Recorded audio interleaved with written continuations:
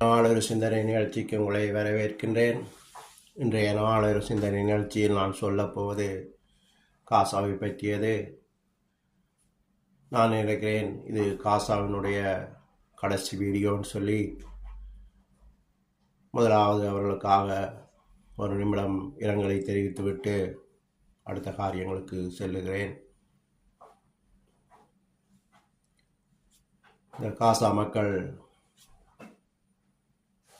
கடைசி நிமிடத்தில் இருக்கிறார்கள். அவர்களுக்காக இரங்கல் தான் செய்ய முடியும். ஆனால் அவர்கள் பாவம் என்று சொல்ல மாட்டேன்.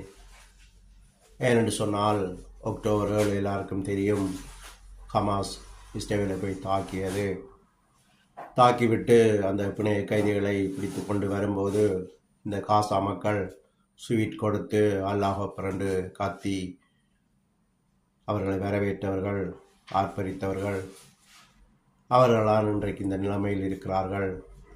இதை நான் அவர்கள் பாவம் என்று சொன்னால் அந்த சாபம் எனக்கு வந்து சேரும். எசேக்கியேல் 35:5 வாசிச்சிங்கன்னு 35:5-3 வாசிச்சிங்கன்னு சொன்னால் என்ன காரணத்துக்காக இவர்கள் இப்படி இருக்கிறார்கள் சொல்லி தெரியும். 35:5 வாசிச்சிங்க சொன்னால் ஹமாஸ் போய் கூர்மையான ஆயுதங்களை இஸ்ரேலில் தாக்கினபடியால் அந்த இரத்த பழிக்காக இவர்களை கடவுள் நியாயம் தீர்க்கிறார்கள் சொல்லி இருக்கும். அப்போது இது கடவுளுடைய தீர்ப்பாக இருக்கிறபடியால் இவர்களை நாம் பாவம் என்று சொல்ல முடியாது.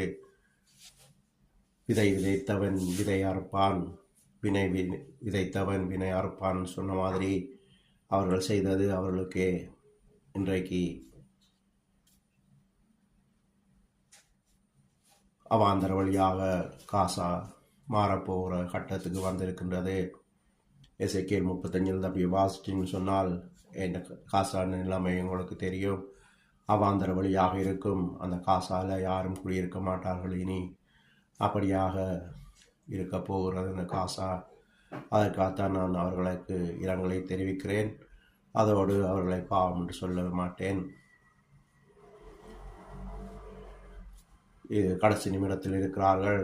அதனால தான் இது அவருடைய கடைசி வீடியோ.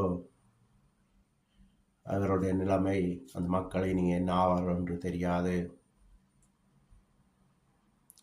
குறைந்தது 50,000 சனம் கூட இனி சாக நேரிடும்.